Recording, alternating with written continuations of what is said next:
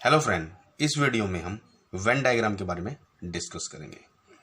देखो, Venn diagram जो हमारे पास ये चैप्टर है, इसमें क्या होता है कि इसमें हमारे पास व्यक्ति, वस्तु या उनके समूह के आरेखों द्वारा स्थापित करने को कहा जाता है। मतलब डायग्राम के थ्रू उनको हम क्या करेंगे, कोई भी व्यक्ति हो, कोई भी वस्तु हो या उनका समूह हो, उसको हम क्या करेंगे, डायग्राम के थ्रू जो है उनके अंदर जो हम क्या दिखाएंगे, कनेक्टिविटी दिखाएंगे, किस तरह से वो आपस में जुड़े हुए हैं। इसमें हमारे पास तीन तरह के बनते हैं। जैसे हमारे पास फर्स्ट है सर्वव्यापी सकारात्मक। नाम से पता लग रहा है हमें कि सर्वव्यापी सकारात्मक मतलब जब एक वस्तु किसी दूसरी वस्तु के अंदर पूरी तरह से आ जाए और कोई दूसरी वस्तु जो है तीसरी वस्तु के अंदर पूरी तरह से आ जाए, तो उसको हम कहते हैं सर्वव्यापी सकारात्मक। जैसे कि हमें एक जो है ये डायग्राम दे रखा है। इस डायग्राम में देखो, सबसे पहले हमारे पास क्या है, शहर है, फिर राज्य है और फिर हमारे पास क्या है, देश है। देखो, देश के अंदर ही सारे राज्य हैं। जितने भी राज्य हैं वो देश के अंदर ही आएंगे, और जो जितने भी शहर हैं वो किसके अंदर आएंगे, राज्य के अंदर आएंगे। तो हमारे पास सबसे पहले हमारे पास क्या है, शहर है। भैया ये कंप्लीटली शहर है हमारे पास, और शहर जो है वो किसके अंदर है, राज्य के अंदर है, और राज्य जो है वो किसके अंदर है, देश के अंदर है। तो जब एक वस्तु किसी दूसरी वस्तु को पूरी तरह से अपने अंदर ले लेती है तो उसको हम कहते हैं सर्वव्यापी सकारात्मक। नेक्स्ट है हमारे पास जैसे सर्वव्यापी नकारात्मक।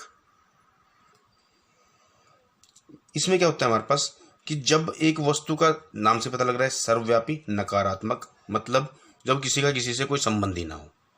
ठीक है, इसमें हमारे पास क्या है, किसी तरह से हम उसको संबंध नहीं दिखाएंगे। जैसे आदमी है, मगरमच्छ है, पक्षी हैं, तीनों अलग अलग चीजें हैं। आदमी अलग है, मगरमच्छ अलग है, पक्षी अलग है, उनका आपस में किसी तरह का कोई संबंध नहीं है। आदमी, मगरमच्छ और पक्षी, तो ये अलग अलग समूह में आते हैं हमारे पास। नेक्स्ट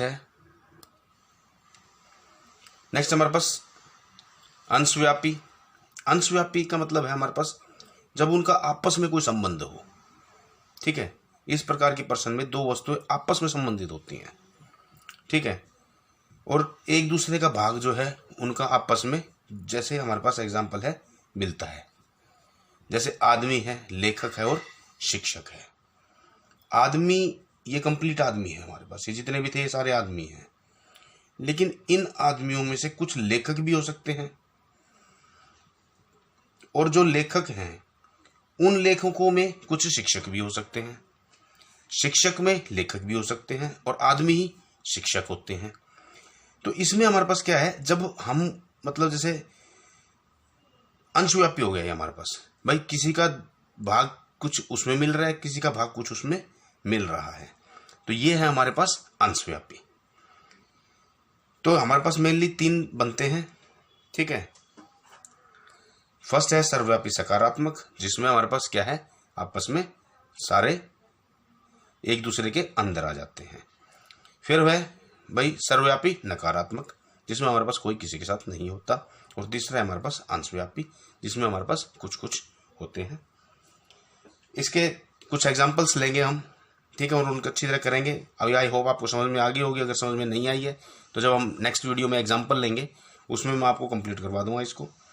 ठीक है, तो मेनली हमारा यही था इसमें। तो आई होप आपको वीडियो समझ आई होगी। अगर आपको समझ आई है तो प्लीज़ इसको लाइक कीजिए, शेयर कीजिए, और अगर समझ नहीं आई है तो आप जो है ना, मैं डिस्क्रिप्शन में लिंक डाल दूंगा, हम इसके एग्जाम्पल्स करेंगे, तो आपको अच्छी तरह समझ